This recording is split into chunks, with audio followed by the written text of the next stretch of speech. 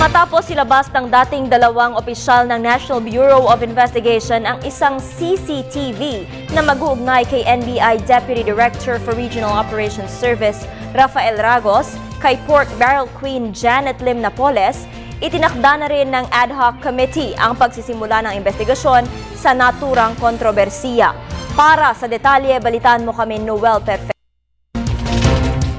Bago pa man magsimula ang fact-finding committee ng NBI sa usaping pagtulong ng dalawang opisyalis ng Bureau kay businesswoman Janet Lim Napoles, bago pa man makasuhan ito ng pamahalaan, ibinunyag ni dating Deputy Director for Intelligence Reynaldo Esmeralda na si kasalukuyang Deputy Director for Regional Operations Service o DDROS Rafael Ragos ang isa sa tinutukoy nitong nakipagkita at tumulong kay Janet Lim Napoles para makakuha ng suporta ng mga kinaukulan at makaiwas sa tiyak na pag-aresto.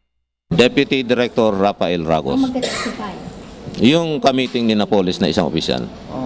3 times to, sir. 3 times. Base mo yan sa CCTV, sir, ha? Walang CCTV yon. By his own admission yun. Pero sa mga lugar sa nangyari itong meeting na to? Alam ko yung isa sa Manila Hotel. Manila Hotel. Sino ba mga kasama sila mga tao dito? Siya lang at saka si Napoles ata. Kasama rin si Attorney Ruel Lasala, dating Deputy Director for Investigation na nakiisa sa inihayag ni Esmeralda hinggil sa usaping gumulo sa operasyon ng National Bureau of Investigation nitong nakaraang mga araw. Ayon kay Lasala, nais lamang nilang ni Esmeralda ang kanilang mga pangalan at puri bago pa man tuluyang mawala sa ahensyang kanilang minsan ng minahal.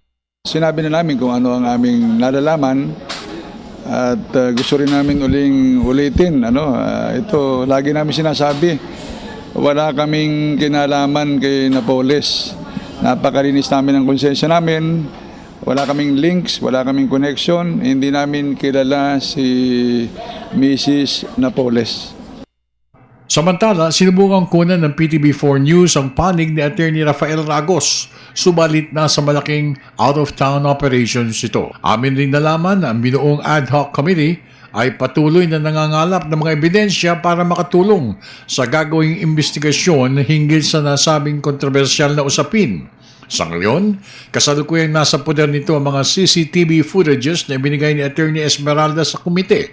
At kasalukuyan rin nilang tinatanong ang ilang mga saksi hinggil dito.